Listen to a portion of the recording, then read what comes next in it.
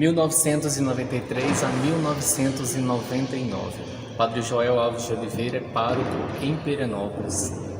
Bora todos lá na Cúria Diocesana, em Anápolis, conversar com ele, saber como foi essa experiência de ser pároco em Pirenópolis e como também foi esse diálogo com a festa do Divino.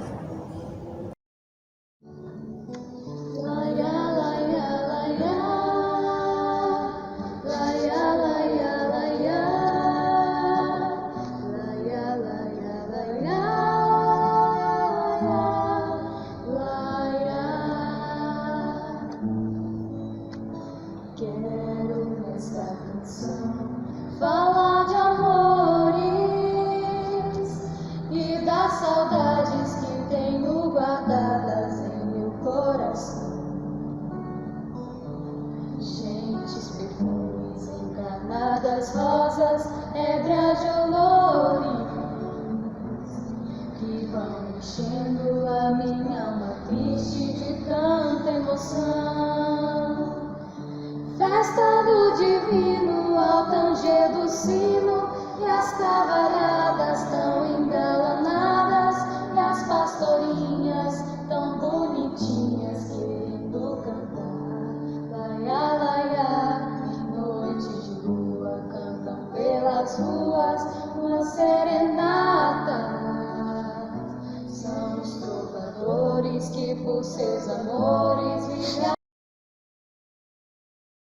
Boa tarde, caros internautas, queridos paroquianos. Mais uma vez estamos aqui todos juntos com vocês para mais uma transmissão direto aqui de nossa Cúria Diocesana, em que temos a graça de poder falar com um dos párocos da nossa querida amada Pirenópolis, da nossa paróquia Nossa Senhora do Rosário, Padre Joel, que foi pároco em Pirenópolis do ano de 1993 até o ano de 2000.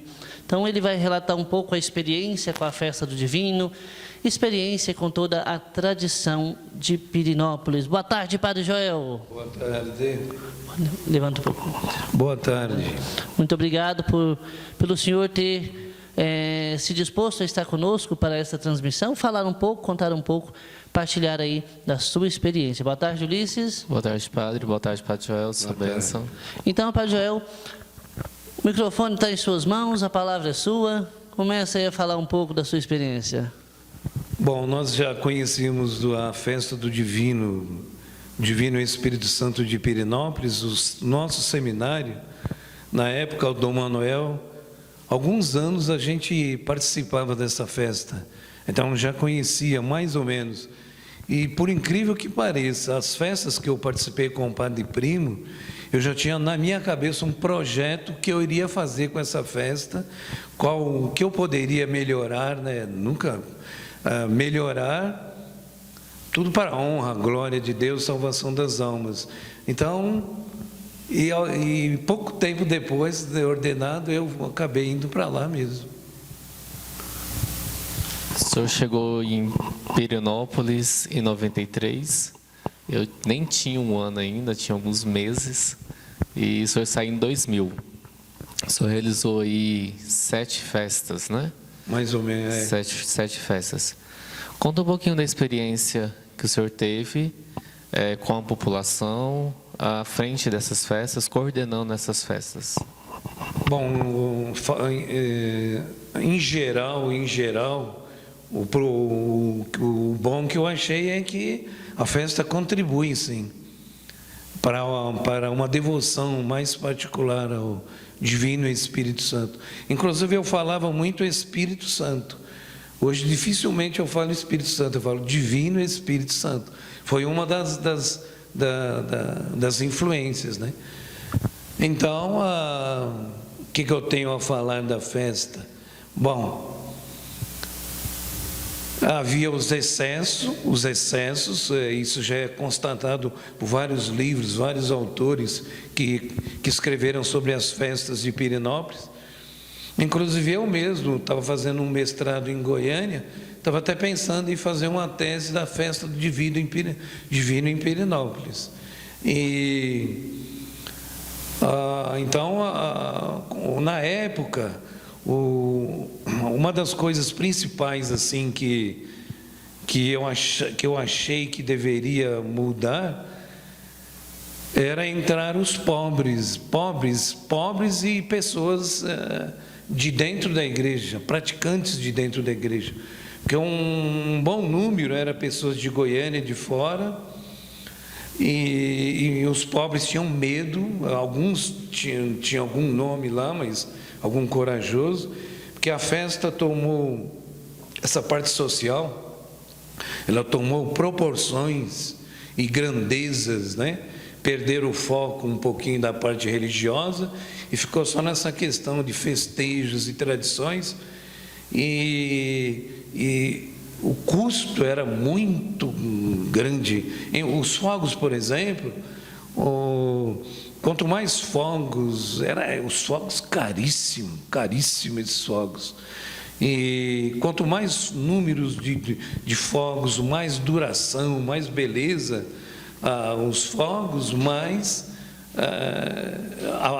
afastavam os pobres.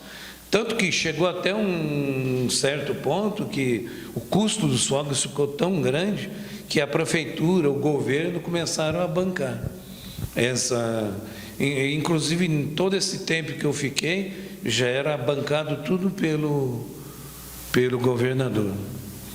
E outra coisa importante que é a questão de piedade da festa, né? Assim, por exemplo, havia muitas pessoas que foram imperadores e que seria até um escândalo, né? Uma humilhação para a Igreja Católica. O padre Primo mudou algumas coisas, né? Que exigiu casados, tinha que ser casado na igreja. Havia maçons também que não se sabe quais as intenções que queriam. Havia também grupos políticos.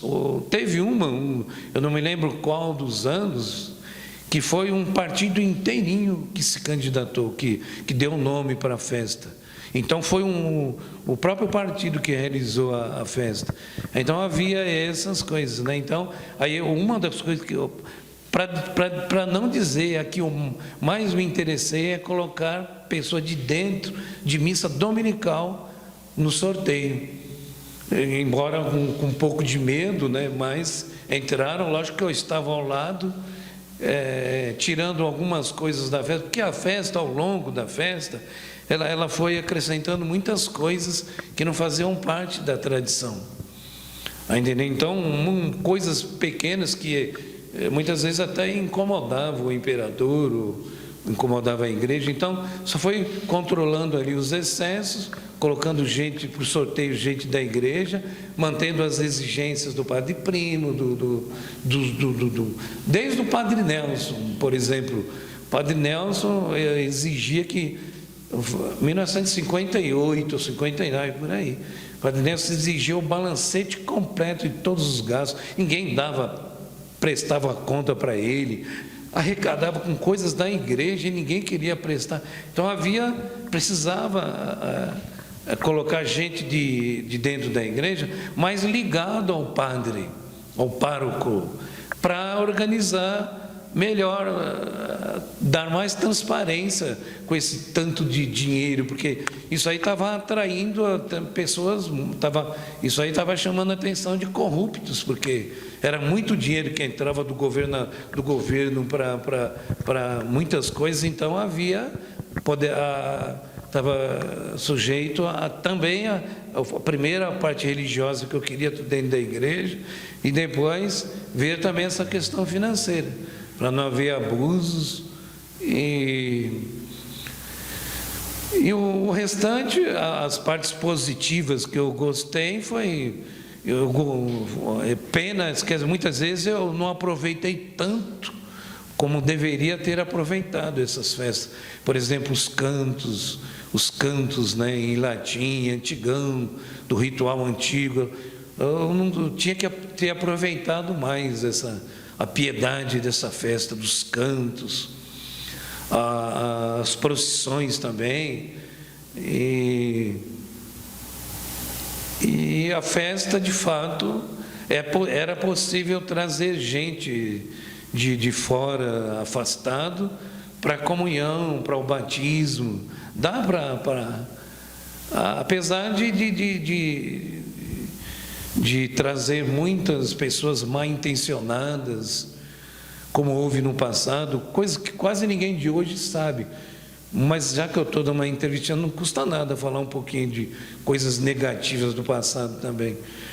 Por exemplo, havia caminhões de prostíbulos, pessoas que estacionavam lá, traziam prostitutas para fazer prostituição na festa, entre outras coisas, né? Que, graças a Deus, tudo isso foi se acabando e é preciso controlar mais esse negócio, essa questão do comércio também, para não sufocar, né?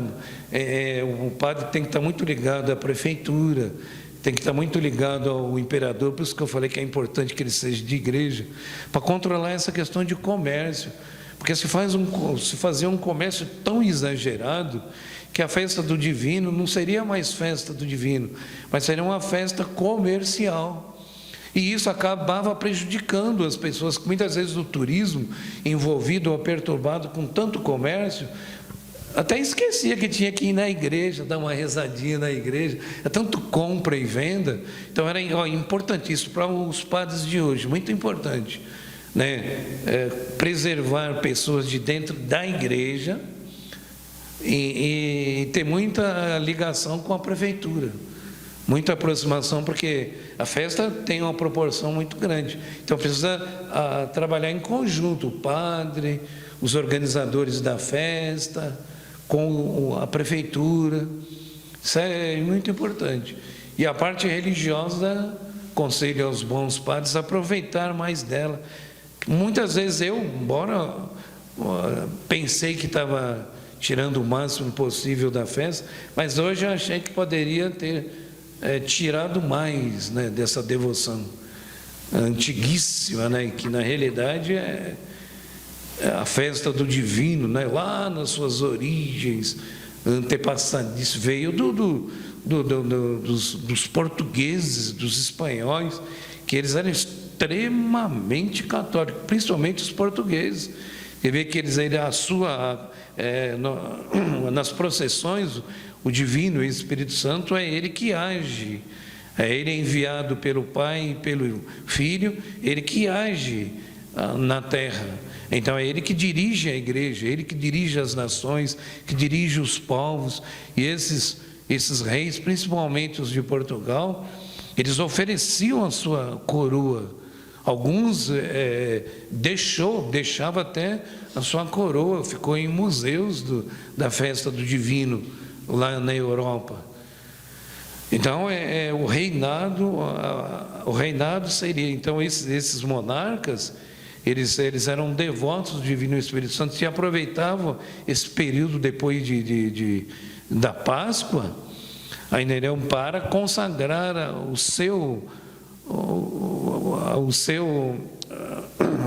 a sua administração, né? Assim que invocar o auxílio do Divino Espírito Santo para o seu reinado. E é importante pregar muito sobre os dons para os católicos, porque tem nos últimos anos também surgiu muita confusão com o pentecostalismo que veio dos Estados Unidos, espalhou muito no Brasil, andou confundindo muito a devoção do divino. Então essa festa hoje, para mim, é uma das mais importantes, principalmente não só para receber mais graças, principalmente para catequizar o povo sobre essa terceira pessoa da Santíssima Trindade. Padre, a gente sabe que Pirenópolis é uma cidade cheia de fé, o povo tem fé. O senhor contribuiu muito com o tempo que o senhor teve lá. Sobre a devoção ao Espírito Santo, o senhor já comentou um pouco, mas a visão do senhor como pároco, nesses anos que o senhor ficou, como o senhor via a devoção do povo na participação da festa?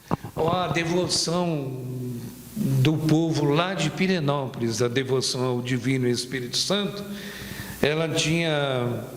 faltava catequese. Não, provavelmente o Padre Primo, os padres mais antigos, o Padre Nelson, eles foram todos amigos meus.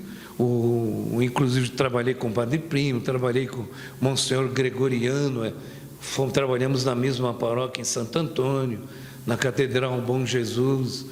Então, mas o que eu notei é que faltava mais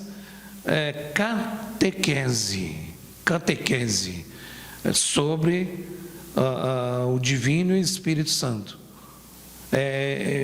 O que eu senti que mais,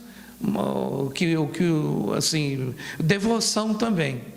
Era preciso organizar também uma novena com ladainhas, né, do Divino Espírito Santo, além de ter tinha um canto bem bonito que a gente reza até hoje, né, que se canta depois quando termina as missas do Divino, mas precisa. Então o que eu vejo hoje é isso aí, é que faltava mais catequese e missão também, porque o povo da roça todo enchiam tudo, mas depois eles não vinham mais. Então tinha que fazer a missão. Eu espalhei as novenas não só na matriz, como eu espalhei as novenas por todo o município de Pirenópolis, para o povo lá na roça também rezar a sua noveninha, porque muitas vezes ele vinha só no dia da festa, e durante a semana ele tinha que vir fazer, eles não podiam vir, né? Então é bom, olha muito essa questão da novena, a questão da catequese, os pontos negativos todo mundo já conhece. Na realidade não me deu tanto trabalho assim não, todo mundo pensa, mas na realidade não me deu. O principal era, por mais piedade, mais devoção, não ficar só aquela devoção popular. Muitas vezes a devoção popular é muito cheia de superstições, sobretudo aquela questão, por exemplo, da bandeira. Por exemplo, a bandeira, tudo tem que ser respeitada. Se alguém quiser dar algum beijo, pode até dar como devoção, alguma veneração. É um símbolo religioso, entendeu? Aprovado pela igreja. Só que muitas vezes aconteciam que os católicos daquele tempo, acho que hoje também precisam aprender, que esses símbolos religiosos, eles não podem ser separados da fé, a fé católica. Porque se você rompe os símbolos e a fé, aí vira superstição, vira patuá, macumba e assim por diante, esse tipo de coisa, né? Vira mágico, o cara não reza, o cara não comunga, o cara não faz o que a ação do Espírito Santo é essa, é recordar tudo que Jesus fez, gravar tudo que Jesus fez na alma da pessoa e levar a pessoa em comunhão com Jesus. Essa é a missão do Divino Espírito Santo. Agora, se a pessoa conscientemente renuncia tudo, eu não quero ir na igreja, eu não quero comungar, eu não quero confessar, eu não quero casar, eu não quero batizar, eu não quero nada, aí depois sai, mas eu quero a bandeira, aí como se fosse uma coisa, um patuá, né? A bandeira entra, aí tudo quanto é capeta some. É muito pelo contrário, se não tiver a fé, a entrada da bandeira é que traz um monte de capeta para dentro das casas, porque muda o sentido da festa. Padre Joel, nós vemos que a coroa, que é um dos símbolos da própria festa, ela representa ali, na fé do Pirinopolino, Divino Espírito Santo. Comenta um pouco para nós, a partir da tua experiência nisso. Sim, então, o mesmo problema, a coroa já estava nessa mesma linha que eu falei, por falta de mais catequese, não é só culpa do povo, não.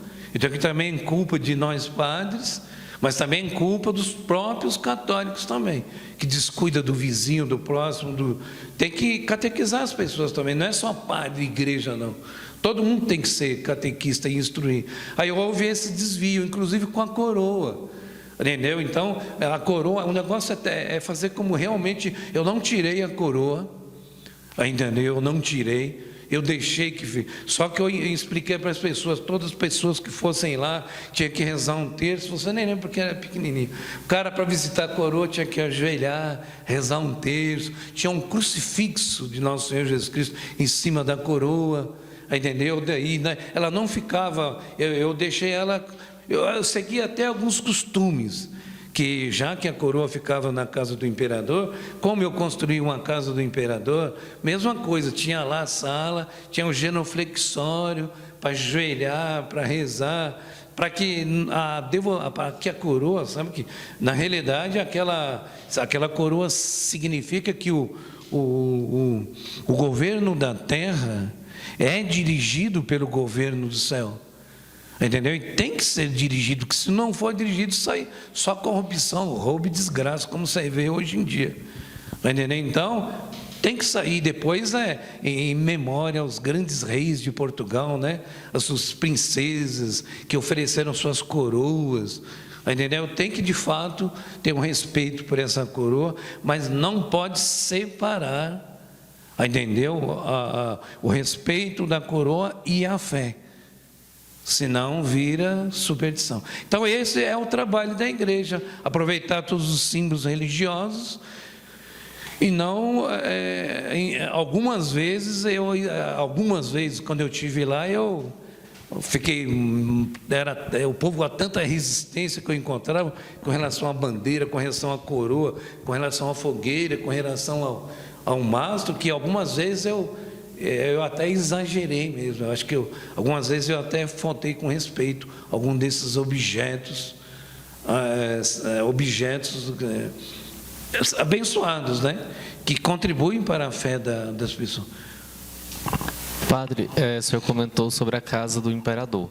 O senhor constrói a casa, se eu não me engano, pelos relatos dos imperadores que nós já entrevistamos, quando Wagner Canedo foi, ele comenta, né, que seria possível construir uma casa. O senhor já, no ano de 98, já tem a casa quando o Wilson é imperador.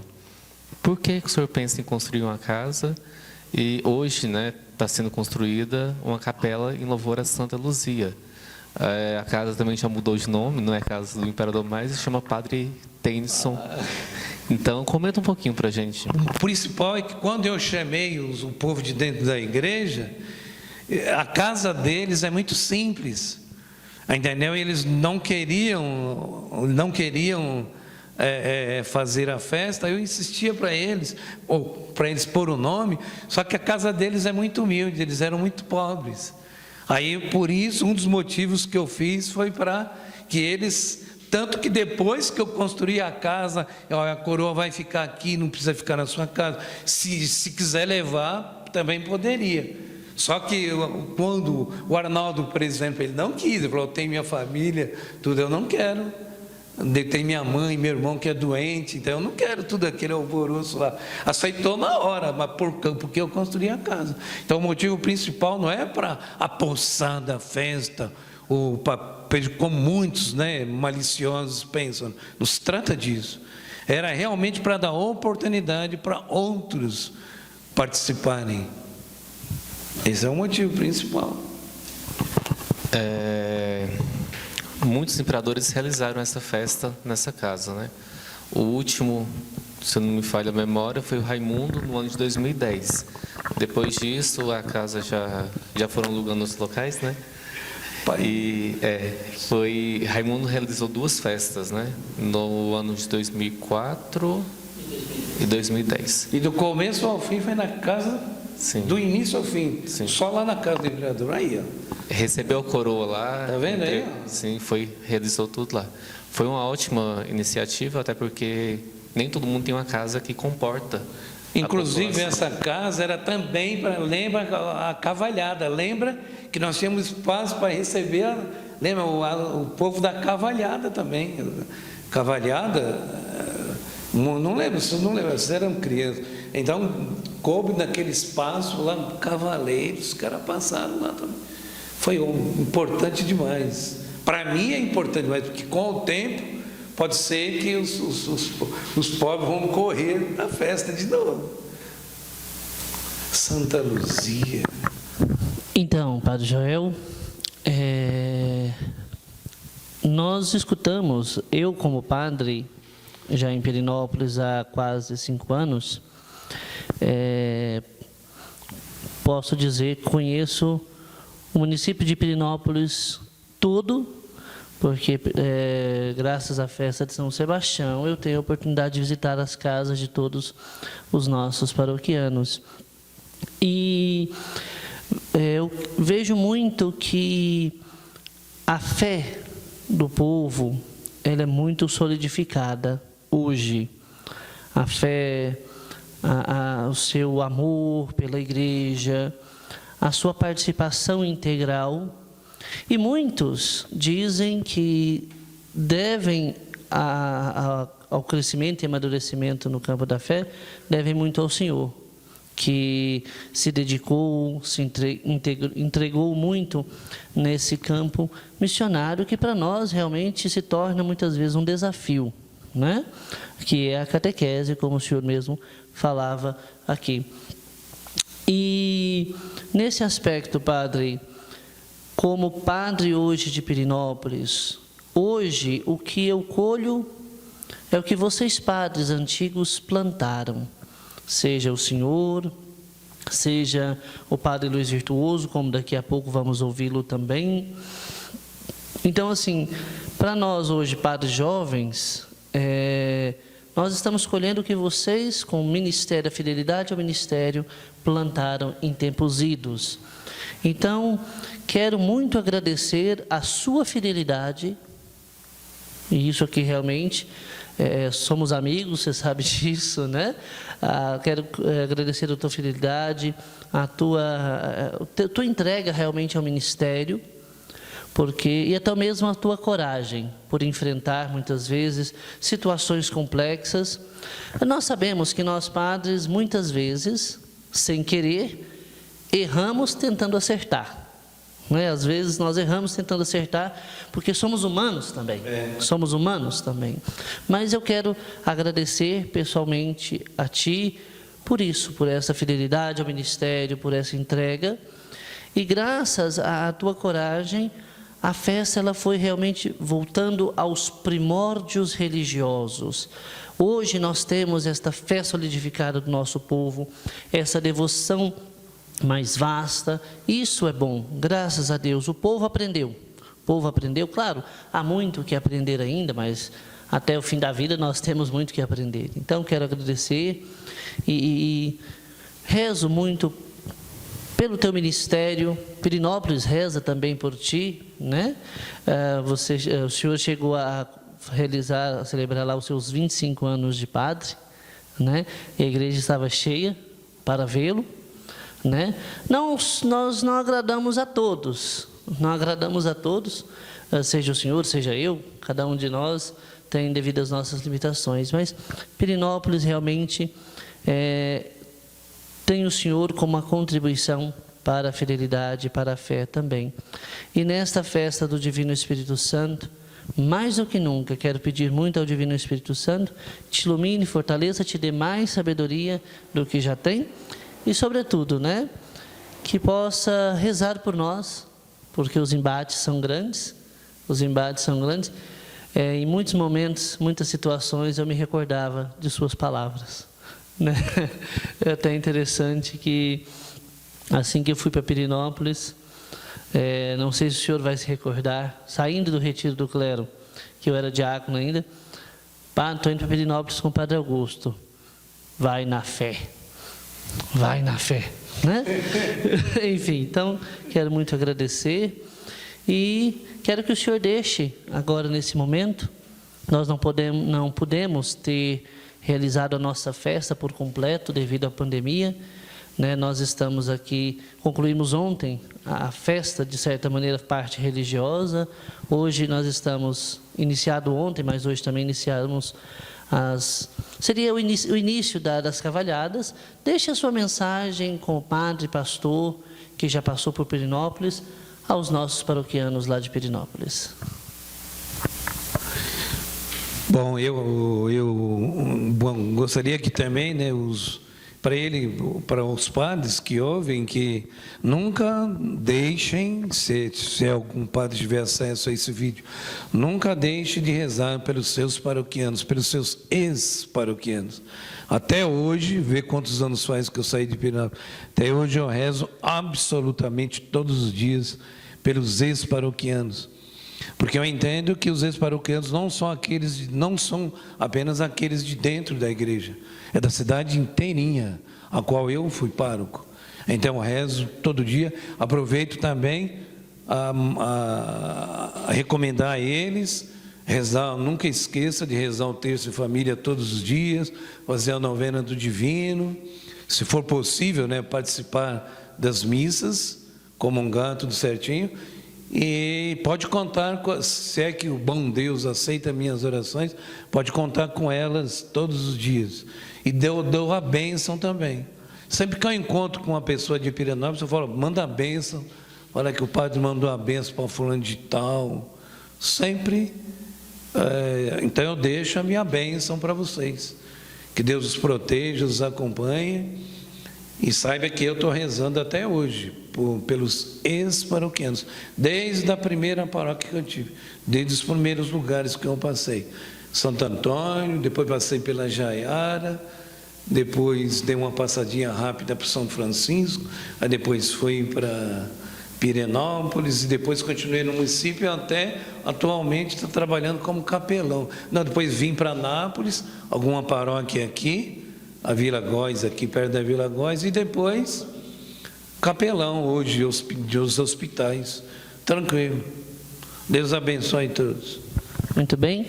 E a vocês, caros internautas que estão nos acompanhando aí nessa transmissão, continue conosco. Daqui a pouco nós iremos estar falando com o Padre Luiz Virtuoso, que também foi pároco de Pirenópolis e tem muito a nos contar da sua experiência também.